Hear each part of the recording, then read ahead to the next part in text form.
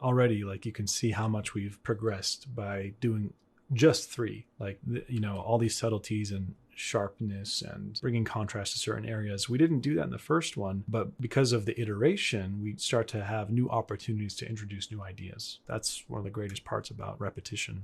I actually want to bring back that contact shadow here. A new layer. Erase out subtly. Now we got a bit of an ambient occlusion effect there. Gonna merge it down, but I'm still gonna blend it because I don't want this to be as sharp as that thing over here. Mixer brush. And there we go. We go again. Now, here's actually a fun challenge. This is gonna turn into a way creative thing I didn't really plan or expect, but instead of a circle, can you turn that apple into a cube? I think you can. So, just try it as a cube. Right, we're gonna have these corners rounded off as a bevel. And we're gonna have a little sinkhole over here. And if it's gonna be sinking into that top part, this side's gonna be in shadow, and there's gonna be a highlight on that side because, well, that side's facing up. Right, so we're gonna use that as our guide. And we'll just kind of imply a shadow like this. And lower the opacity. It's actually easier than you might expect, so let's grab that kind of base red.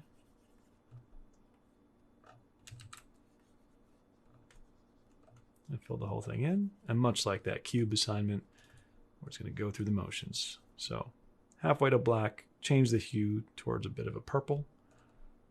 Fill that in.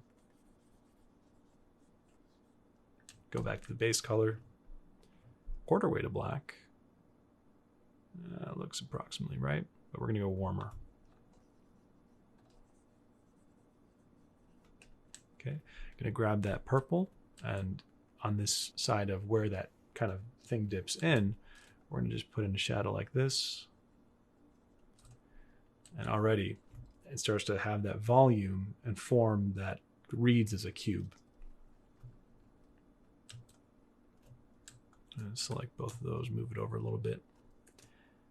And now we want to bring in some of that highlight situation. So we're going to select that base color, going to go up towards orange and go a little bit brighter. Okay, now we zoom out.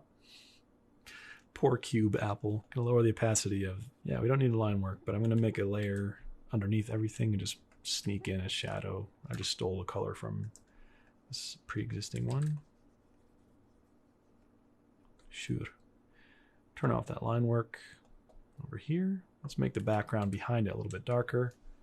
And don't worry, we'll clean this up. But as a painter, this is how I would recommend you think in terms of different sides of objects will be different value and different hue. If anything, that's the takeaway that I would love for everybody to kind of just really become familiar with. Definitely a huge checklist item.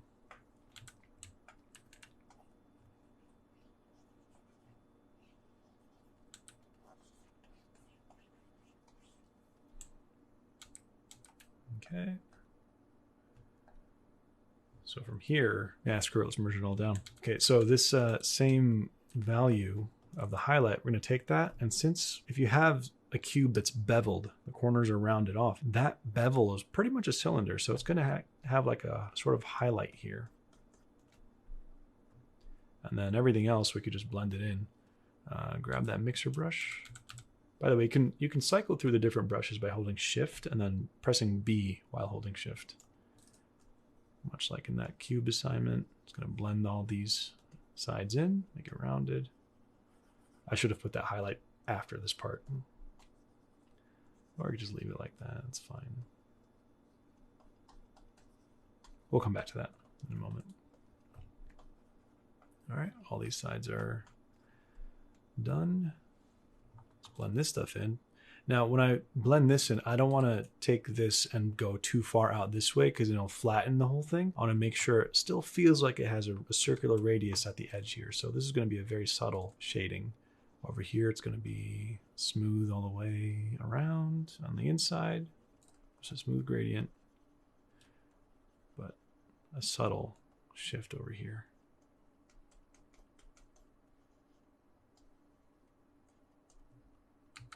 And we zoom out. Very nice. Now let's clean up these edges, make sure they're rounded.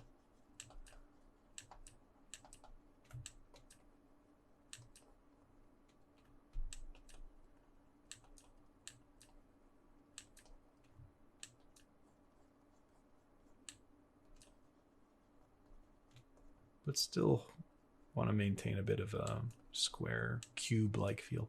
I feel like that highlight is a little bit too harsh of shift from the red. So I'm going to grab an airbrush, I'm going to grab that red base color and just sneak that in a little bit right back in there.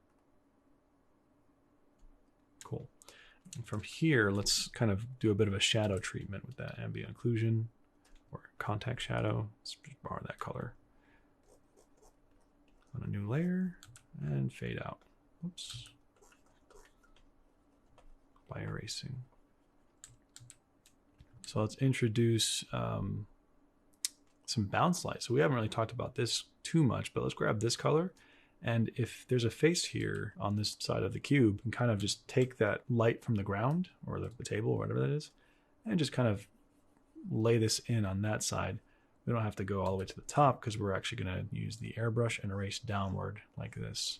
Now when you zoom out, it looks like a nice little reflection or bounce light. Let's make it a little bit warmer by locking the transparency and just filling that in like that. And then maybe even lowering the opacity. And you can do the same thing on the other side if you want. Kind of blend that in.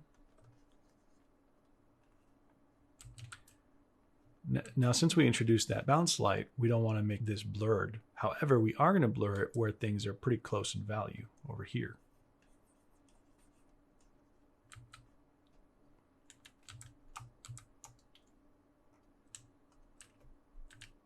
Well, let's bring back that contact shadow over here.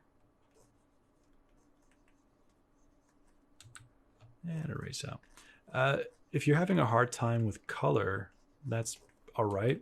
If anything, as you're doing this, if you can at the very least get the values right, eventually color will become easier. Get a nice blue rim light over here.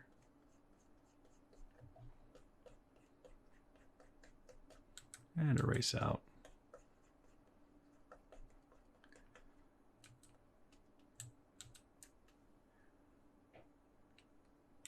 And here I'll introduce another technique or method or trick to kind of get the values to be a little bit more emphasized. I'm going to use the lasso tool, select this whole area, Control J to duplicate that. We're going to hit Control L and make everything brighter by grabbing this little triangle, moving it this way. Okay. And we're going to use the mask tool again. So down here in the layers, going to hold Alt and press that button. Anything that we paint with white on this black area will reveal itself to be the layer. So this whole area, I just wanted it to be brighter. And we could do a bit of a fall off. Oh. Yeah, there we go.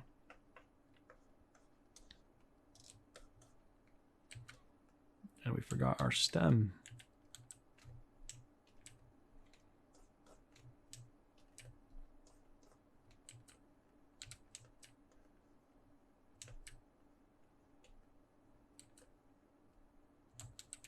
Okay, and let's grab this same color for the highlight and just sneak that into here. Maybe even over here. No, it competes too much with the shadow when it's too close like that. All right, now we have a square cube apple. I wasn't planning on making the assignment like this, but I think it's pretty helpful if you kind of go with this. But notice a difference as we kept going. By just speaking about certain ideas and introducing them, it's starting to look better. So we're increasing the color, the proportions. Granted, we don't have to do that with the proportion, but the style, the contrast, how we're controlling the focal points through blurring and making things brighter and darker. Whereas the first one, granted, it was rushed, but it's lacking in all of that. So that is the key of iteration. I want to take a peek at the first apple we did. Yeah, I mean, just compare the control I'm exhibiting with this one over here compared to that first demonstration apple. Completely different. There's so much more, I guess, confidence and familiarity with what I wanted to do. It's kind of like an authoritative expression rather than trying to match the reference. All right, well, I went through my school time doing this assignment. I'm going to leave the last 4 blank, and you as a student, hopefully you followed along, but also do a bunch of these. And I'd say spend, multiple days, even weeks, doing this exercise, even as a warm-up in the morning. Like, it doesn't even take that long if you say, all right, I'm just going to do 3 minutes per square. And just see what happens. Paint really small with big brush strokes. I promise you'll learn something every time. Do it with oranges, lemons, limes, apples. These basic shapes have a really nice way of kind of showing you and revealing to you a lot of information that you might have missed in the past or not even thought of was even there. All right, get to painting.